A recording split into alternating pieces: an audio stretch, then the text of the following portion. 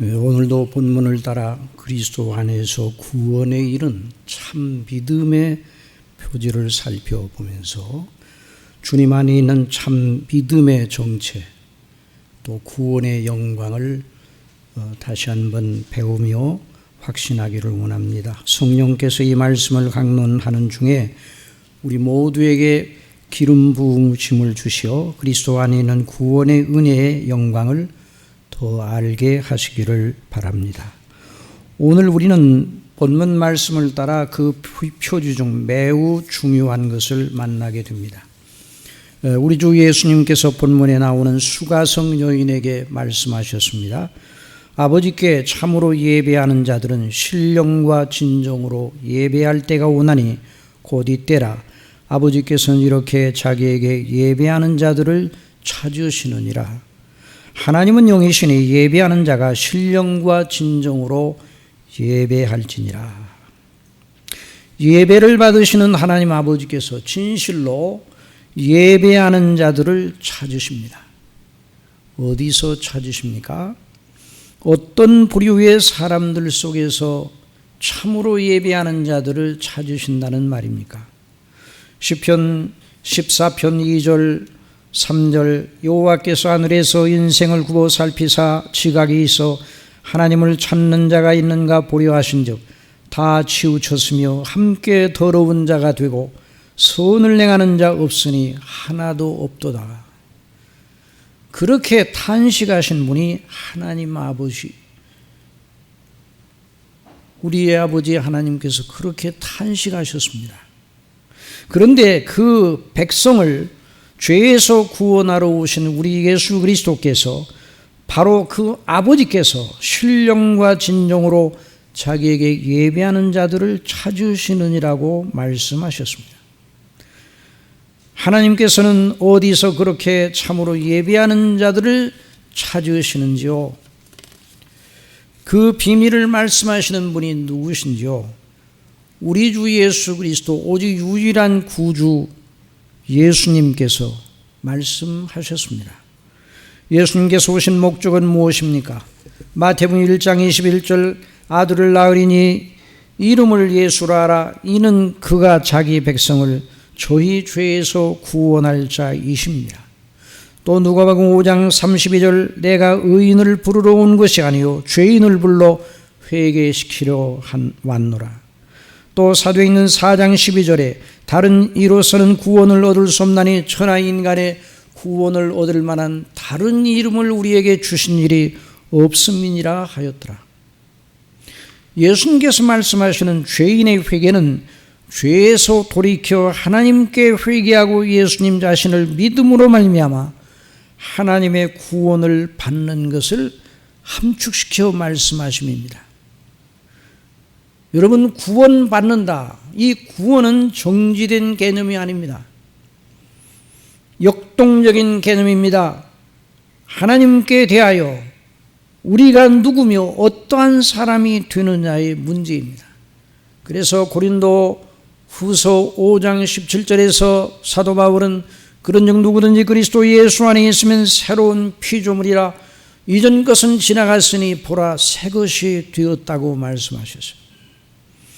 그러니 구주 예수님께서 아버지 하나님을 참으로 예배하는 자를 찾으신다는 말씀과 주님께서 친히 이 땅에 오시어 죄인을 구원하시려 하신다는 것이 따로따로 떨어진 별개의 일이 아닙니다. 예수님께서 마치 이 본문에서 이렇게 말씀하시는 것 같습니다.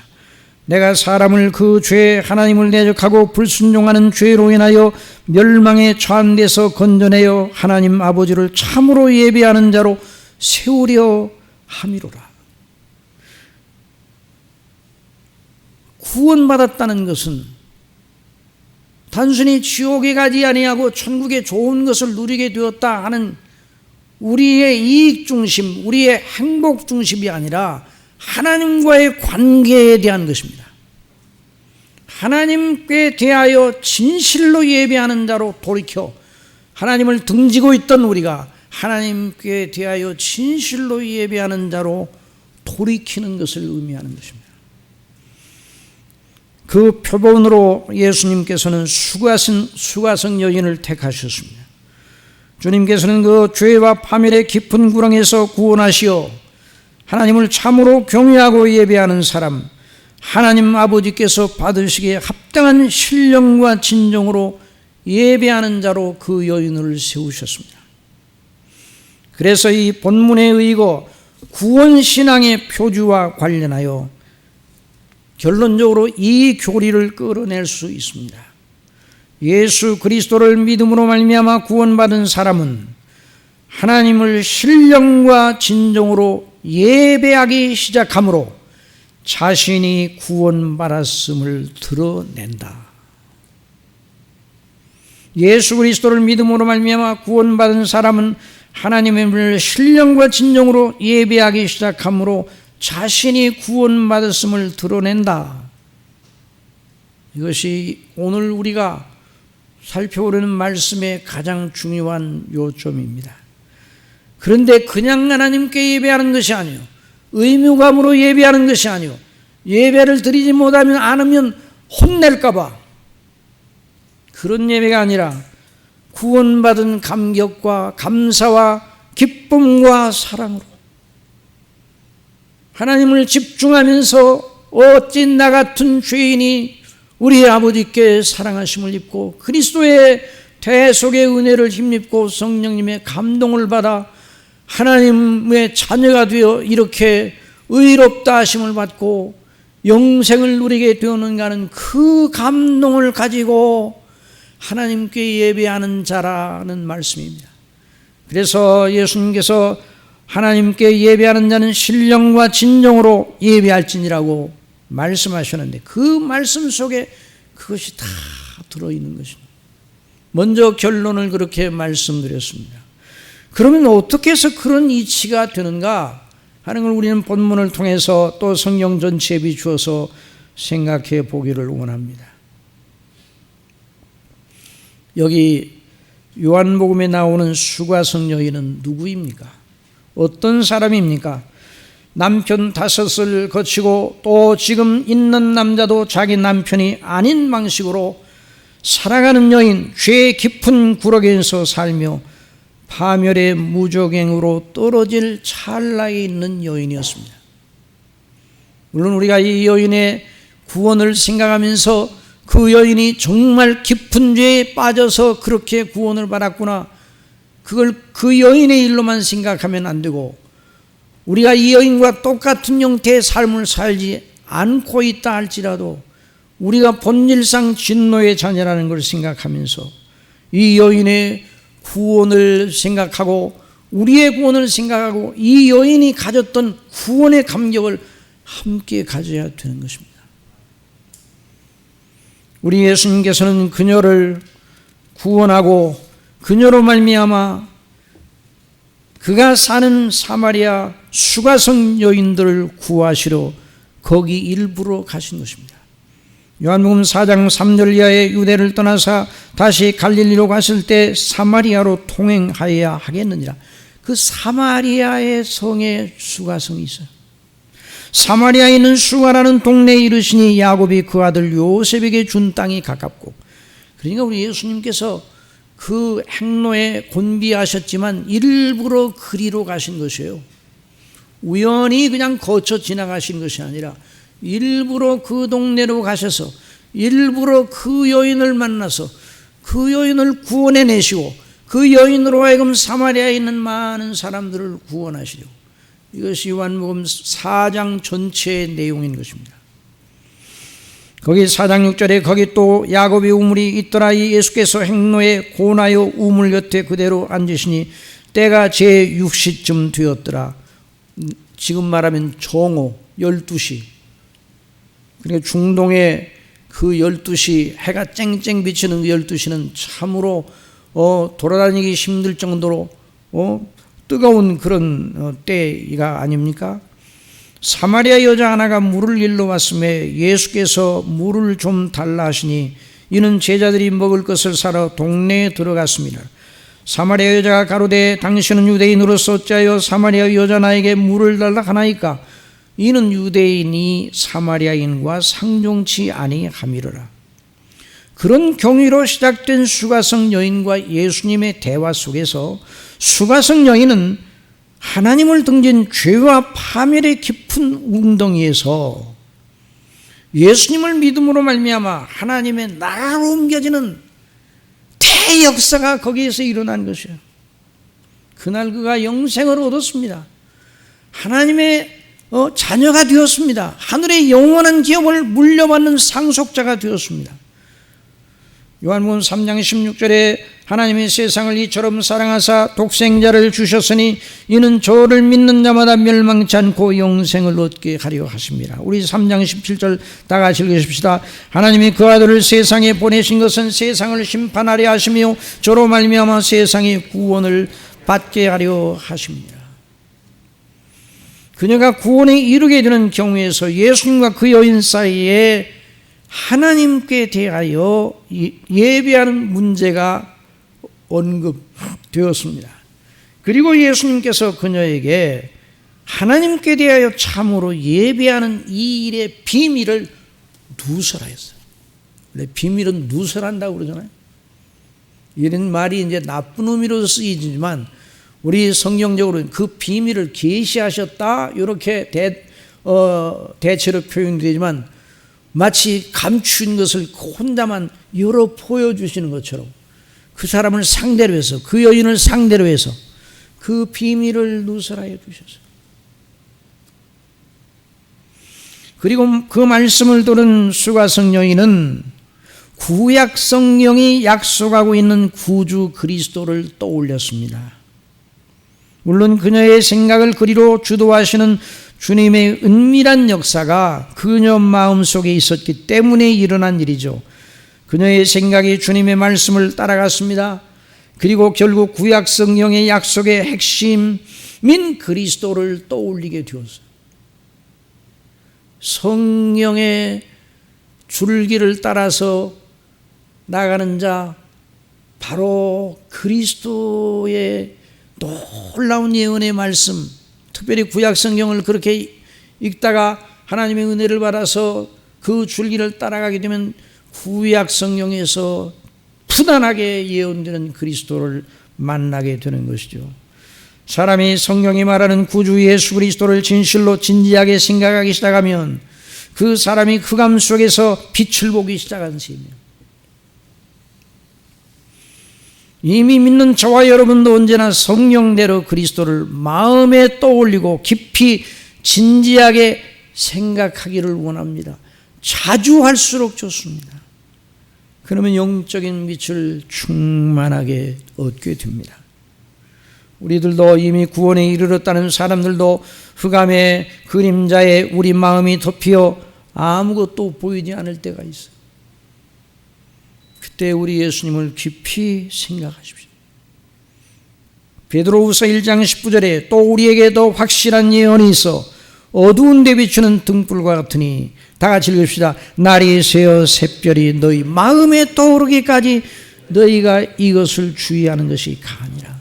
하나님의 말씀을 마음에 떠오르기까지 묵상하며 주목하라면, 그런데 거기 날이 새어 샛별이 너희 마음에 떠오른다는 것은 바로 성령 말씀의 기록대로 광명한 새벽별 되시는 그리스도의 빛 아래서 광명한 새벽별 되시는 그리스도의 빛이 우리 마음에 떠올라 죄의 정욕과 세상과 마귀의 유혹에 휩싸인 우리가 일어나 새 힘으로 이기는 자로 우리 영혼이 서게 되는 것을 의미하는 것입니다. 저와 여러분의 심령 속에 광명한 새벽별 되시는 그리스도의 빛이 항상 떠올라 있기를 바랍니다. 자, 그래서 사도 베드로는 말하였습니다. 베드로후서 1장 20절 먼저 할 것은 경의 모든 예언은 사사로이 풀 것이 아니니 예언은 언제든지 사람의 뜻으로 낸 것이 아니요 오직 성령의 감동하심을 입은 사람들이 하나님께 받아 말한 것입니다. 예수님께서는 그녀에게 물로 시작하여 자신을 드러내시고 그녀 자신의 죄의 실상을 보게 하시고 이제 하나님께 그 마음을 돌려 하나님께 진실로 예배하는 문제로 나아가게 하신 것입니다.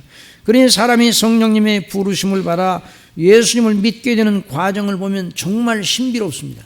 여기 요한복음 4장에 나타나는 말씀과 거의 유사한 그런 과정을 겪게 됩니다. 성령님으로 말미암아 복음을 듣고 거듭나게 되면 그런 영안이 열립니다. 그러면 하나님께 대한 의식이 가장 먼저 떠오르는 거예요. 거듭남은 하나님께 대하여 죽어있던 자가 하나님을 생각하고 하나님의 의식이 새로 나는 것이다, 이렇게 말할 수 있어요. 그 의식이 새롭게 일어나는 것이죠. 하나님을 알만한 것이, 본성 속에서 하나님을 알만한 것을 본성 속에다 누구나 다 주셨는데, 거듭나게 되면 그 하나님을 알만한 지식이, 알만한 의식이 살아서 비로소 살아계신 하나님에 대한 눈을 떠서 하나님을 생각하기 시작하는 것입니다. 그리고 완전한 신성 하나님 앞에 자기가 죄인인 것을 토로하게 됩니다. 거듭난 사람이 자기가 죄인인 것을 토로하지 않는 사람은 없어요.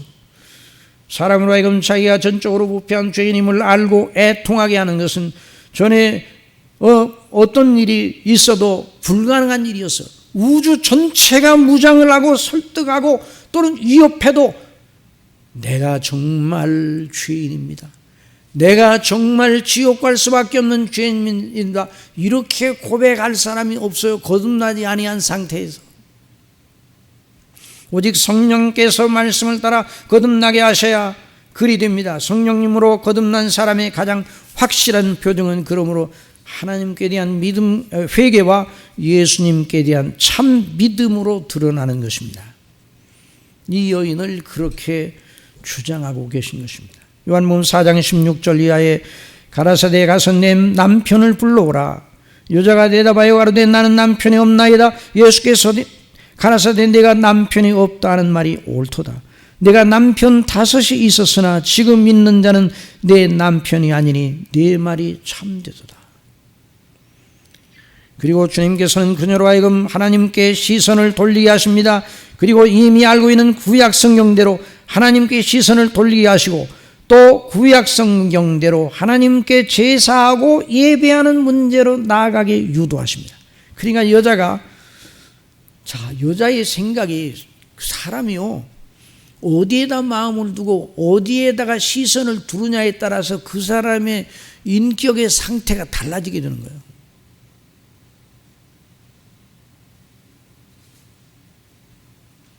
그러니까 사람이 무엇을 바라보느냐에 따라서 그 사람의 생각이 달라지게 되는 거예요. 그러니까 우리의 창조주 아버지 하나님, 우리 주 예수 그리스도를 늘 바라보는 것이 우리의 심령과 우리의 생각이 늘 하나님을 향하여, 하늘의 영광을 향하여 나아가게 하는 단초가 되는 거예요. 땅을 바라보고 사람을 바라보고 나를 바라보고 땅에서 되어지는 일 자체를 바라보면 생각이 흐트러지고 부서지게 되는 것이죠. 그런데 이 여인도 지금 사는 삶에 지금 그 줄기는 너무너무 부끄러운 삶이잖아요. 그런데 이 예수님과 만나서 대화를 하면서 예수님께서 그 대화를 어떻게 이끌어 가셔요? 하나님을 향하여 구원자로 하나님을 향하여 이끌어 가요. 그러니까 여인의 생각이 하나님을 향하여 기울어져서 여자가 가로되 주여 내가 보니 선지자로소이다. 우리 조상들은 이 산에서 예배하였는데 당신들의 말은 예배할 곳이 예루살렘에 있다 하더이다. 하나님께 예배하는 문제에 대해서 진지하게 예수님께 질문을 던집니다. 예수께서 가라사대 여자여 내 말을 믿으라. 이 산에서도 말고 예루살렘에서도 말고 너희가 아버지께 예배할 때가 이르리라. 너희는 알지 못하는 것을 예배하고 우리는 아는 것을 예배하노니 이는 구원이 유대인에게서 남이니라. 아버지께 참으로 예배하는 자들은 신령과 진정으로 예배할 때가 오나니 곧 이때라. 아버지께서는 이렇게 자기에게 예배하는 자들을 찾으시느니라. 하나님은 영이시니 예배하는 자가 신령과 진정으로 예배할지니라. 그러니까 이 여자가 대꾸를 합니다. 가로되 메시아 곧 그리스도라 하는 이가 오실 줄을 내가 아노니 그가 오시면 모든 것을 우리에게 고하시리라. 자 보세요. 하나님께 예배하는 것과 더 나아가서 하나님의 약속대로 오시는 그리스도에 대한 생각이 이어져 나갔어요. 그러니까 하나님과 그리스도로 이어지는 생각이 영의 생각의 진수입니다. 영적으로 생각한다 그러면 하나님과 그리스도를 중심으로 생각해 나가는, 그게 영의 생각, 성령께서 주장하시는 영의 생각의 줄기예요. 그러니까 이 여인이 그런 것은 그리스도께서 하실 말씀이 아니에요. 구약 시대의 성전제도와 제사제도를 피하고 오직 신령과 진정으로 예배하라는 말씀은 이 산에서도 말고 저 산에서 말고 예배할 때가 온다. 오직 신령과 진정으로 예배를 드리라. 하나님께 짐승을 잡아 죽이는 그런 피해 제사가 아니라 그리스도께서 오셔서 구원하신 구원의 은혜를 입고 하나님께 예배할 때가 온다. 그러니까 그 여인이 그거야 그리스도께서 오실 때에 하실 말씀이죠. 그러니까 그 여인이 구약 성경을 어느 정도로 알고 있었어요. 이 구약 성경을 우리가 그러니까 아는 것이 매우 중요합니다. 구약 성경의 핵심인 그리스도 예언에 대한 것을 그는 알고 있었어요. 구약 성경과 신약 성경은 한 권의 책입니다.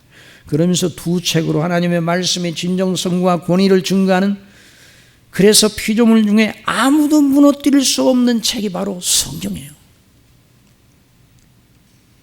요즘 우리가 목사님을 통해서 구약 성경을 자세하게 배우고 있는 것은 참 너무나 복되고 아름답습니다. 여러분, 구약 성경의 그리스도 예언을 기초로 구약의 성취로서 오신 신약의 그리스도와 그 믿음을 증거하는 것이 사도들의 설교 방식이었어요. 사도들은 또한 그 방식을 누구한테 배웠는가?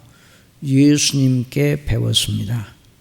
그래서 모든 설교자들은 그 사도의 본을 따르는 것이죠.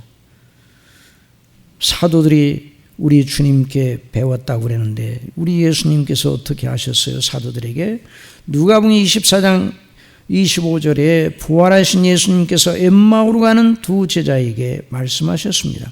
가라사대 미련하고 선지자들의 말한 모든 것을 마음에 더디 믿는 자들이요 그리스도가 이런 고난을 받고 자기 영광에 들어가야 할 것이 아니냐 하시고 이에 모세와 및 선지자들의 글로 시작하여 모든 성경에 쓴 바 구약 성경이요 자기에 관한 것을 자세히 설명하시니라. 자, 신약 성경을 쓴 사도들은 어떻게 했는가? 사도행전 17장 2절에 바울이 자기의 규례대로 저에게로 들어가서 새 안식일에 무엇을 강론했다고 그랬어요? 성경을 강론하고 성경을 가지고 강론. 이 성경은 구약 성경이에요. 뜻을 풀어 그리스도가 애를 받고 죽은 자 가운데 다시 살아나야 할 것을 증명하고 이르되 내가 너희에게 전하여 준 이 예수가 곧 그리스도라 하니. 이 신약 성경은 구약을 성령의 감동을 받은 사도들이 풀어서 증거하고 적용한 말씀, 그러면서 그리스도의 그 재림의 약속을 따라서 그리스도를 대망하게 사도들이 증거한 말씀을 내용으로 하고 있어요. 그리고 우리의 믿음의 삶의 적용은 바로 그런 성경의 강론을 기초로 추출되는 교훈을 중심으로 이루어져야 합니다. 그래서 이 교리가 그렇게 중요한 것입니다.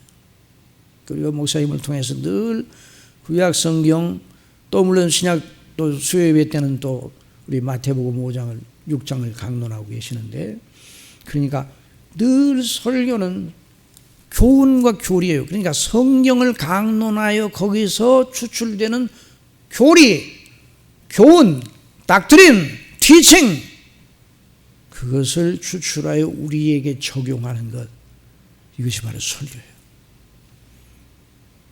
이 수가성 여인은 자기의 죄된 생활 속에서 이미 들은 구약의 말씀을 잊고 있었어요. 그러나 예수님 앞에서 그 말씀이 생각났습니다. 그녀 스스로가 아니라 예수님이 인도하심을 받아 생각이 거기까지 이르게 되었습니다. 참 은혜이죠. 그래서 그녀가 말한 것이죠. 메시아 곧 그리스도라 하는 이가 오실 줄을 내가 아노니 그가 오시면 모든 것을 우리에게 고하시리라. 그때 자신을 그녀에게 밝히시는 예수님의 위대한 선포가 뒤따릅니다. 이 대목을 읽을 때 정말 우리 심령이 너무너무 찔리죠. 너무 영광스러워요. 우리 4장 26절 다 같이 읽읍시다. 시작. 예수께서 이르시되 내게 말하는 내가 그러라.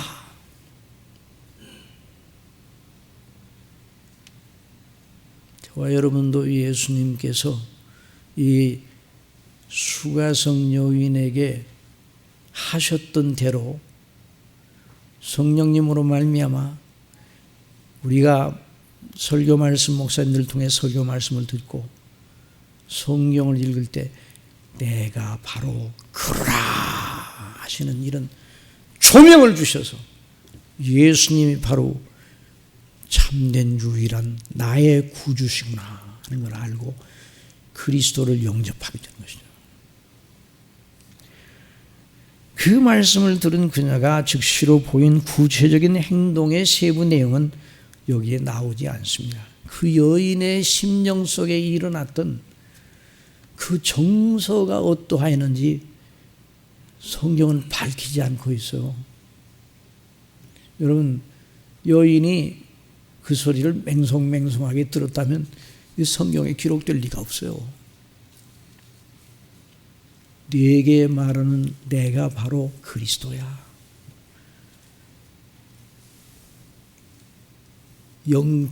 영안이 확 열려가지고 그 여인이 그 심령이 어떠했을까요? 사도 요한은 어떠했는가, 그 마음이 어떠했는가는 밝히지 않고 행동 하나만 소개를 하고 있습니다. 4장 28절 그 말씀만 다 같이 읽고 시작. 여자가 물동이를 버려두고 동네에 들어가서 사람들에게 이르되 나의 행한 모든 일을 내게 말한 사람을 와보라. 이는 그리스도가 아니냐 하니 저희가 동네에서 나와 예수께로 오더라. 자, 이 사람이 능력자가 되었어요. 누가 이전에 이 여인의 말을 들었겠어요? 어린아이들을 양육하는 부모님들이 그랬을 거예요. 딸들을 양육하는 부모님들이 너 그 저 여자 곁에도 가지 말아라. 그 여자는 저렇게 살아서는 안 되는 표본으로 사람들에게 알려져 있었어요. 그러니 그가 너무너무 대단한 말을 하고 있잖아요. 그리스도는 오직 한 분인데 내게 일어났던 일, 내에 대한 모든 걸 다 알고 계시는 이분이 바로 그리스도의 심을 나는 믿습니다. 그리스도입니다. 그렇게 말할 때 그 수가성에 있던 다른 사마리아 사람들이 그 말을 듣고 왔다. 능력자가 되었어요. 아니, 어떻게 그 말을 들었지? 물론 하나님의 놀라운 역사죠.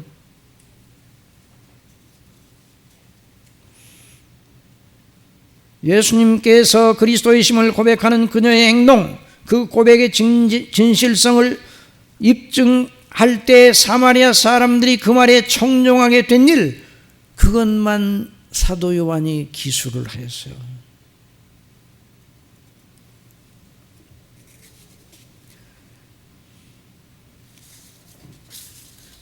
예수님을 구주로 믿고 그 따라 그 예수님이 그리스도의 되심을 알고 물동이를 버려두고 동네로 들어갔어요. 자기가 이제까지 하던 평상의 일에서 그 놓고 더 시급한 일, 그리스도를 알리는 일이에요. 나만 혼자 구원받는 게 아니라 그리스도를 알리는 일이에요. 이 사람이 그 하나님 아버지께서 찾으시는 신령과 진정으로 예배하는 사람이 된 것이에요. 그가 예배를 드렸다는, 어떤 형식적인 예배를 드렸다는 그 기사는 안 나오고 있어요. 그러나 그 여인의 삶은 그때부터 예배자로서의 삶이 시작이 된 것입니다. 그리고 그 예배의 그 일은 지금도 계속되고 있습니다. 그 여인은 지금 하나님 아버지 앞에서 계속 예배로 영광을 돌리며 감격하며 기쁨으로 찬미하고 계시는 것을 여러분 믿으시기 바랍니다. 너무 놀라운 일이에요. 그러니까 이 하나님께 대한 예배가 맹성맹성 의무감으로 그냥 언제 끝나나 지루하게 뭐 그런 예배가 아니어야 돼요.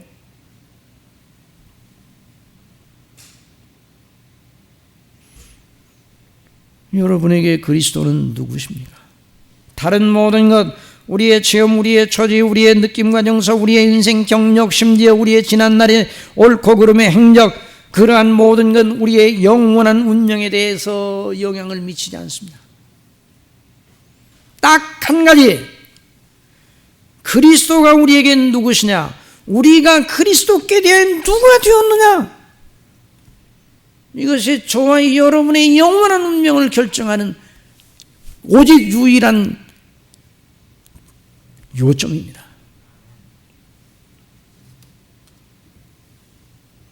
이 여인은 참으로 복 있는 사람입니다. 영원히 복된 여인입니다. 누가 이 여인보다 더 의롭기 때문에, 여인은 그런 은혜를 받았지만 어떤 사람이 생각하기를 나는 그 여인과 같지 않으니 나는 조금만 개선하면 하나님 나라에 들어갈 수 있다고 생각하면 큰 오산이에요.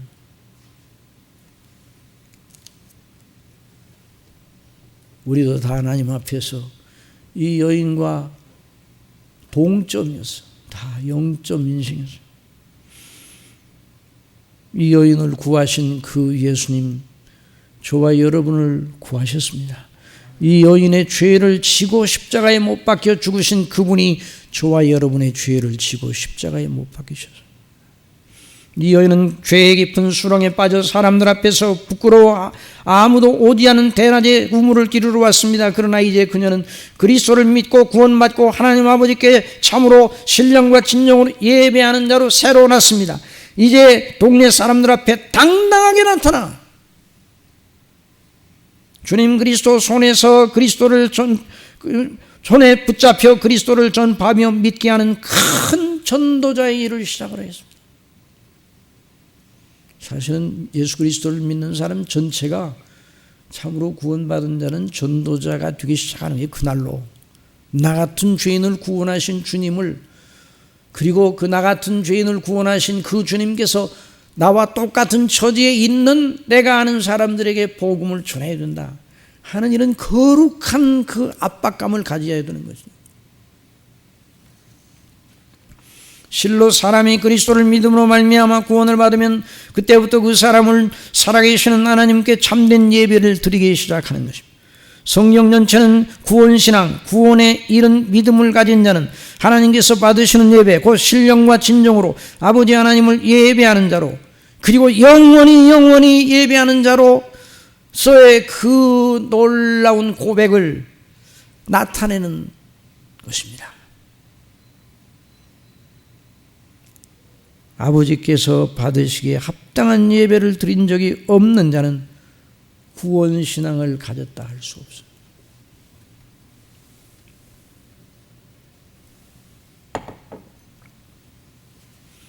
성경은 처음부터 그 요점을 아주 선명하게 드러내 줍니다. 아벨과 가인의 경우가 그렇습니다. 창세기 4장 1절에 아담이 그 아내 하와와 동침하며 하와가 잉태하여 가인을 낳고 이르되 내가 여호와로 말미암아 등남하였다 아니라 그가 또 가인의 아우 아벨을 낳았는데 아벨은 양치는 자였고 가인은 농사하는 자였더라. 세월이 지난 후에 가인이 땅의 소산으로 제물을 삼아 여호와께 드렸고 아벨은 자기의 양의 첫 새끼와 그 기름으로 드렸더니 여호와께서 아벨과 그 제물은 연락하셨으나 가인과 그 제물은 연락하지 아니하시니라. 가인이 심히 분하여 안색이 변하니 여호와께서 가인에게 이르시되 네가 분하여하면 어쩌미뇨 안색이 변하면 어쩌미뇨. 네가 선을 행하면 어찌 낯을 들지 못하겠느냐. 선을 행치 아니하면 죄가 문에 엎드러느니라. 죄의 소원되게 있으나 너는 죄를 다스릴지니라. 히브리서 기자는 이 두 사람의 제사에 대하여 다음과 같이 주석하면서 구원신앙, 참 믿음의 정체를 밝히고 있습니다. 히브리서 11장 4절 다 같이 읽읍시다. 시작. 믿음으로 아벨은 가인보다 더 나은 제사를 하나님께 드림으로 의로운 자라 하시는 증거를 얻으니라. 이 의로운 자, 구약에서 의로운 자, 의인, 이 말은 하나님을 경외하는 자라는 말. 이 말은 의인, 의로운 자, 하나님을 경외하는 자라는 말이 구원신앙을 가진 사람, 구원받은 성도에 대한 다른 표현이에요.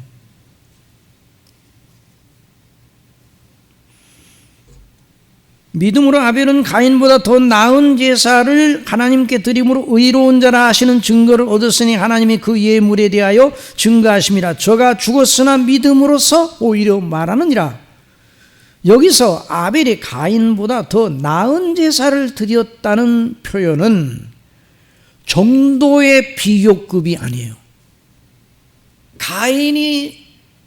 아벨이 가인보다 그 정도 분량에 있어서 더 진실한 예배를 드렸다, 그 말이 아니에요. 본질의 차이를 말하는 것입니다. 아벨의 제사는 하나님께서 받으실 만한 것이었고, 오늘날로 말하면 아벨은 하나님께서 받으실 만한 참 예배를 드렸고, 가인은 오늘날로 하면 하나님께서 받으실 수 없는 예배를 드렸다는 말이니까, 그렇게 할 수밖에 없었다는 말이니까, 아벨은 구원신앙을 가진 사람이고 가인은 구원신앙을 갖지 못한 사람이라는 말이죠.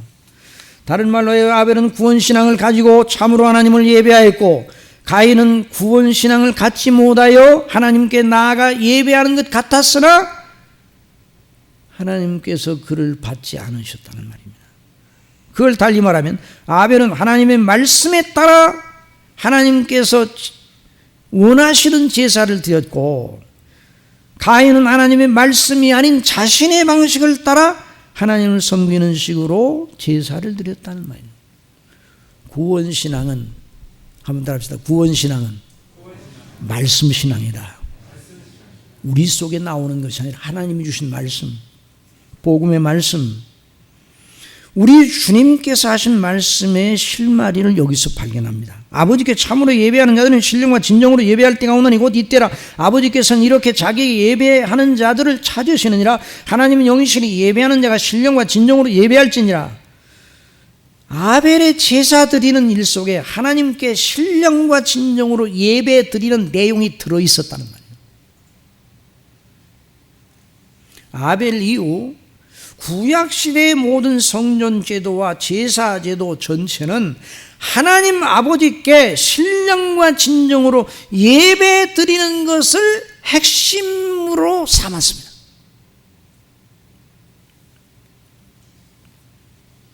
신약시대 이후에만 그런 것이 아니라, 자, 우리의 순교자 여기서 이제 신학적으로 이런 걸 나타낼 때 그렇게 말합니다. 연속 또는 불연속성이랍니다. 연속성. 자, 구약과 신약 사이에는 불연속성이 있어요. 뭐예요? 구약 시대에 하나님께 예배하려면 그냥 예배하는 것, 제사를 드림으로 예배를 드렸죠. 근데 신약 시대는 제사를 안 드리고 그냥 예배를 드리죠. 이런 면에서 구약과 신약 사이에는 불연속성이 존재하는 거예요. 연속성은 무엇인가?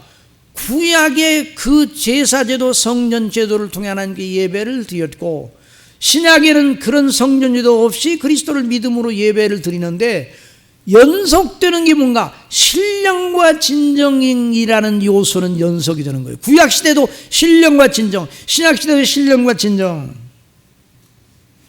그래서 구약시대의 성도들이나 신약시대의 성도들이나 똑같은 동일한 구원을 받았습니다. 아벨은 바로 그런 예배를 하나님께 드렸어요. 하나님께서 아담 범죄로 말미암아 하나님의 진노를 받아 영원한 지옥 형벌을 받게 될 인생들을 위하여 하나님께서 화해의 길을 열어주셨어요. 영원히 단절된 하나님과 우리 사이의 관계, 죄로 말미암아 단절된 우리의 관계를 청산하고 다시 영원한 생명 있는 교제를 회복하는 길을 알려주셔서 그게 화해의 길인데, 아벨이 하나님께 제사를 드렸다는 것은 바로 그 제사가 화해의 길을 말하는 것이죠. 하나님께 나아갈 길을 열어주셨다는 말이죠. 그럼 이 놀라운 믿음을 어디서 갖게 되었는가? 아벨이 말씀을 따라. 그럼 그 말씀을 어디서 들었는가?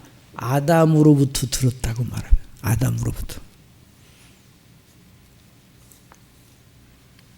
범죄한 아담에게 창세기 3장 15절에 하나님께서 말씀하셨어요. 다 같이 봅시다. 시작. 내가 너로 여자와 원수가 되게 하고 너의 후손도 여자의 후손과 원수가 되게 하리니 여자의 후손은 네 머리를 상하게 할 것이요 너는 그의 발꿈치를 상하게 할 것이니라 하시고, 여자의 후손에 대한 말씀을 아담이 증거했고, 아담이 증거한 그 말씀을 아벨이 들었어요. 가인도 들었을 텐데 가인은 믿지 않았어요. 아벨은 그 말씀 그대로, 그리고 제사 제도를 아담에게 가르쳐 주셨고, 그건 성경에 나오지는 않지만 그 유출할 수 있어요.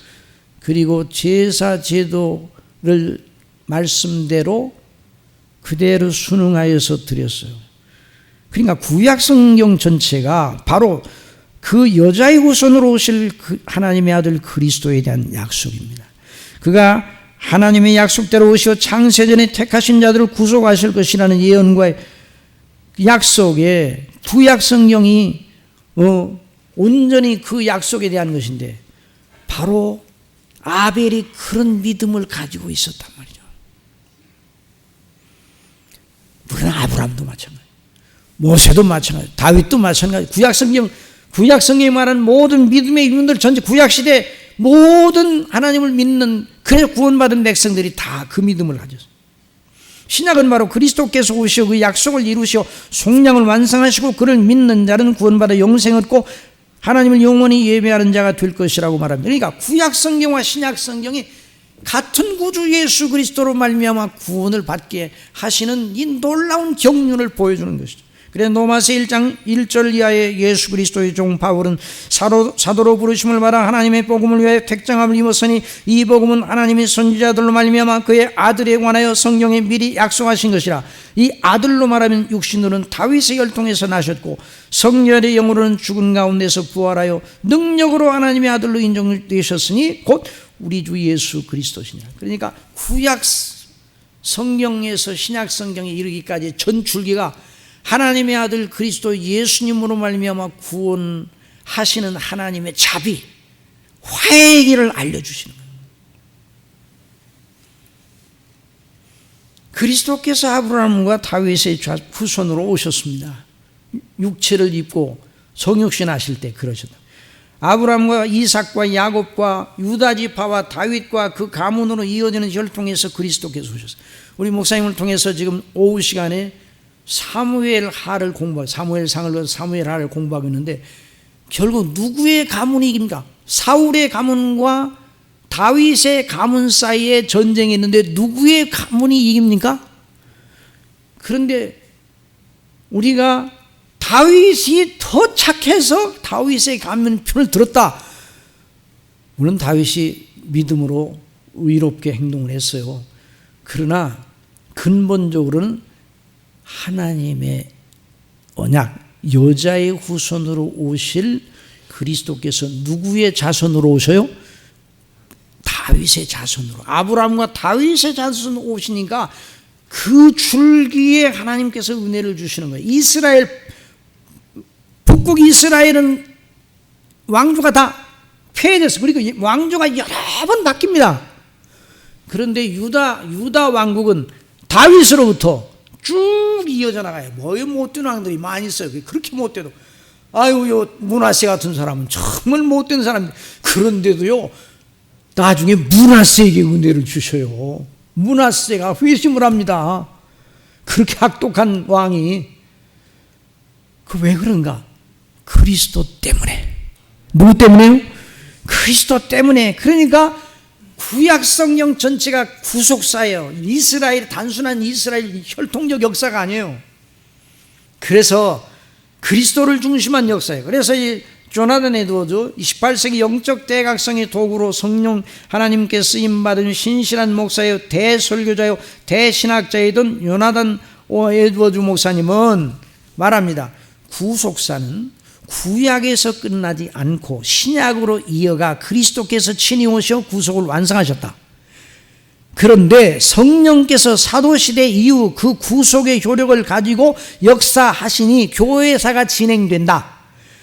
그리고 그런 일은 그리스도께서 오실 때까지 진행된다. 그러니까 모든 인간의 역사, 창세 이후의 인간의 역사를 그리스도로 말미암아 택한 백성들을 구원하시어 하나님의 나라를 이루신다는 구속사로 보았어요. 그게 맞아요. 여러분, 우리 눈에 역사의 현실이 어떻게 보인다 할지라도 하나님의 뜻이 이루어지는 줄 믿으시기 바랍니다. 구속사가 완성이 될 것을 믿으시기 바랍니다. 그래서 그리스도께서 오시는 것이요, 오심으로 대완성을 이루시는 것이요. 그러니 여기 신령과 진정으로라는 조건이 없고는 우선적으로 우리의 진정과 진심과 영을 다하라는 말이 아닙니다. 자, 이제 이 대목에 대해서 우리 개역 한글이 신령과 진정으로 예배하라 그렇게 해갖고 이제 개정개혁은 영과 진리로 그 예배하라 그랬는데 같은 내용이에요. 그렇긴 그런데 우리 개역 한글을 번역하던 번역자분들은, 그 목사님들은 영과 진리라는 말에다가 예배하는 자의 넘치는 마음, 전인적인 헌신도 함께 들어가야 한다는 생각을 가지고 신령과 진정으로 번역한 것 같아요. 그러니까 아주 나쁜 번역이다 이렇게 말하면 또 안 돼요. 그런데 원어적으로, 문자적으로 보면 영과 the spirit, 영어로는 spirit, the spirit and the truth, 영과 진리로 이렇게 번역을 한 거거든요. 그러니까 이 영과 진리라는 걸 먼저 알아야 돼요.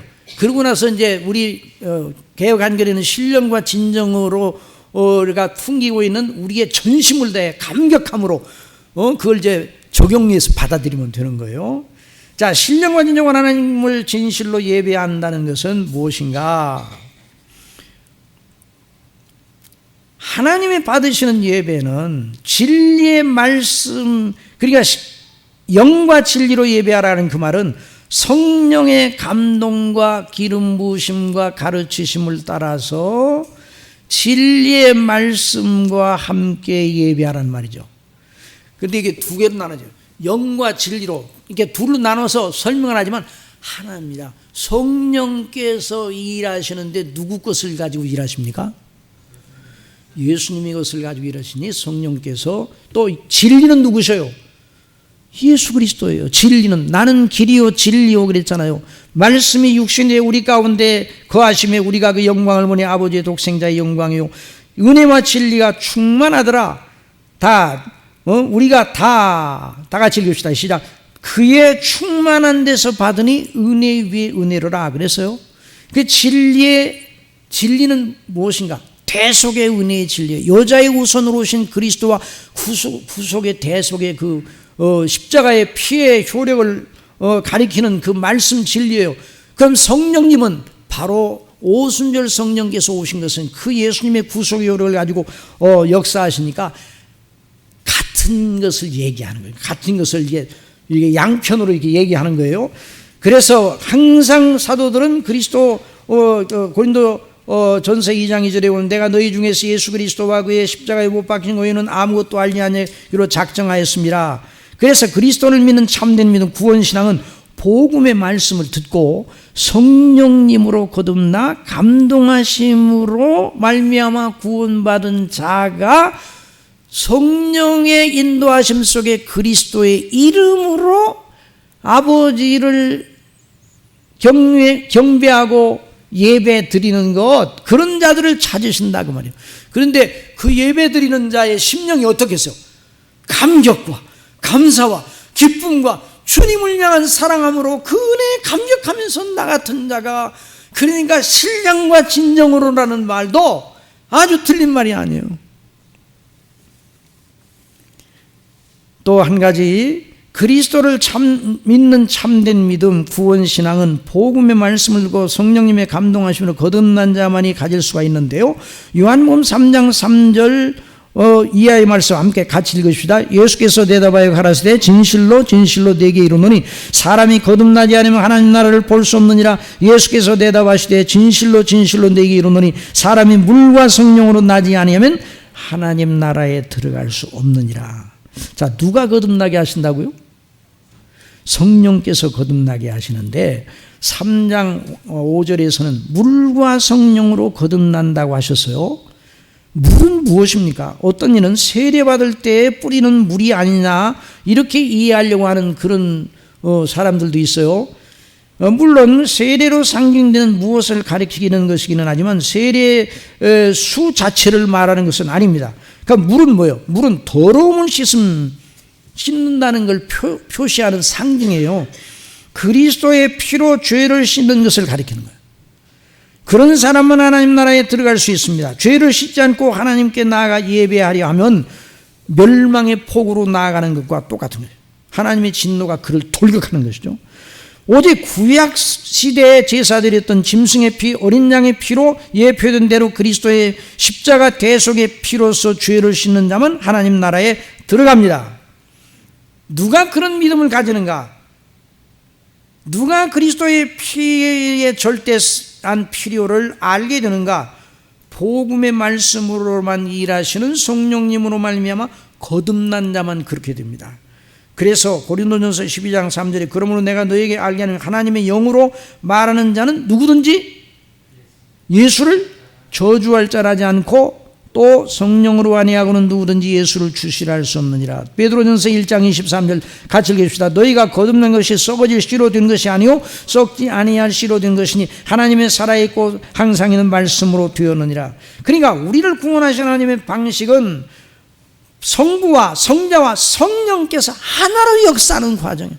너무 놀라운 일이에요. 그러니까 삼위일체의 진리 속에 우리의 구원이 있는 것이죠. 성부의 택하심, 성자의 구속하심, 성령님의 적용하심.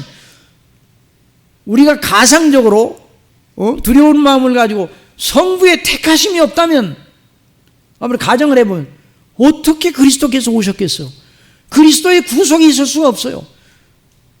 또 성령께서 거듭나게 하지 아니하셨다면 우리를, 그리스도께서 우리를 위해 대속하신 그 은혜를 누가 알았겠어요? 아무도 몰라요. 그러니까 사람이 거듭났다는 그 말은, 아니 그 구원받았다는 그 말은 성부와 성부의 택하심과 성자의 구속하심과 성령님의 거듭나게 하심이 함께 열매 맺은 생명의 놀라운 일입니다. 그러니까 이 구원받은 일이 너무너무 큰 일이에요. 저와 여러분이 구원받은 일이 천지를 개벽하는 것보다 더 큰 일이에요. 그래서 새 창조라고 말하는 거예요. 뉴 크리에이션. 그래서 예수님께서 신령과 진정으로 아버지께 예배하라고 말씀하신 거예요. 그래서 우리 구원을 위하여 이런 놀라운 역사가 창세전부터 일어났잖아요.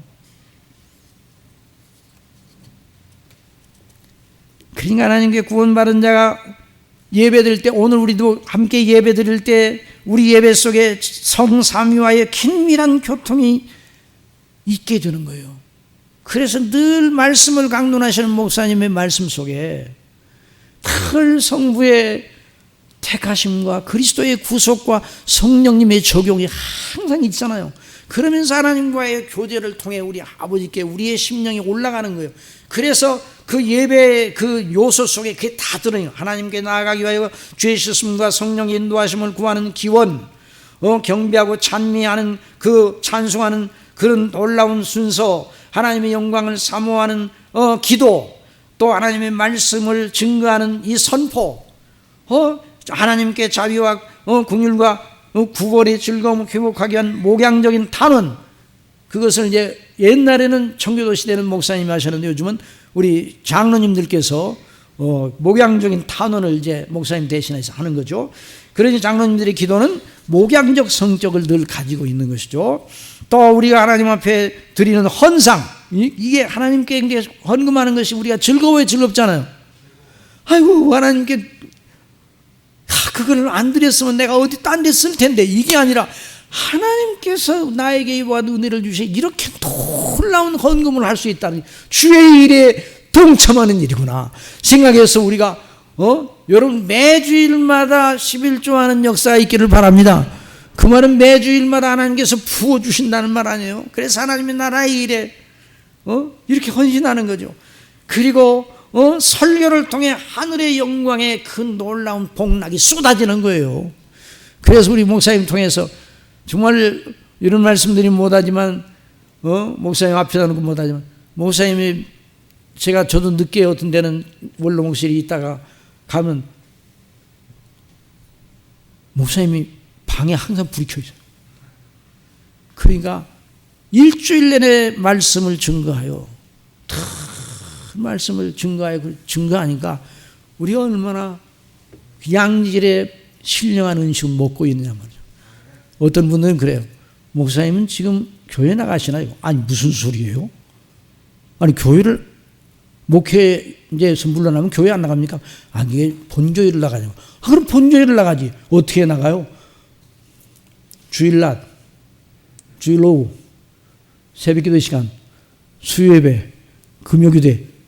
아니 그렇게 다 나가도 돼요? 그래서 무슨 소리를 하는 거예요? 내가 목사로 이제까지 하나님을 믿은 거예요? 목사 때문에 하나님 믿은 거예요?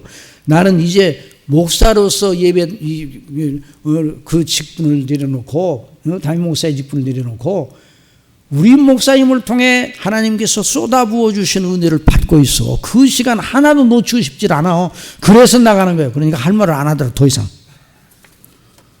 여러분, 그러니까 예배가 저는 한 시간도 놓치고 싶질 않아요.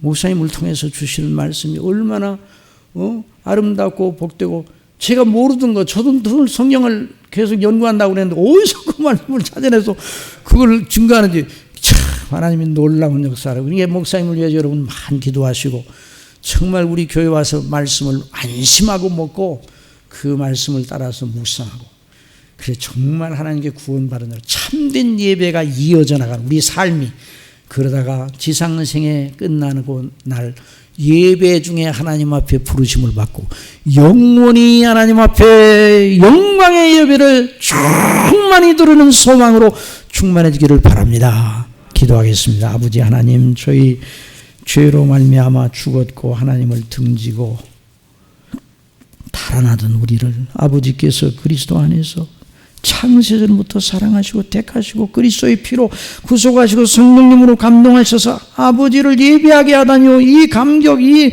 놀라운 감사, 이 찬미, 이 기쁨을 어찌다 우리가 나타내야 되겠습니까? 그러나 우리가 너무 연약해서 어떤 때는 예배 드리는 것을 침으로 생각할 때도 있는데 이 못된 마음을 다 제거해 주시고 성령 충만하여 기쁨으로 감사함으로, 그래서 우리 예배가 하나님과의 교통이 영적 교통으로 세임으로는, 그래서 하나님께서 주시는 은혜로 눈물골짜기도 샘의 교시 되게 한다는 시편 84편 기자의 말씀대로 그런 은혜가 우리 심령 속에 우리 교회에 더 충만하게 나타날 수 있도록 주장하여 주옵소서.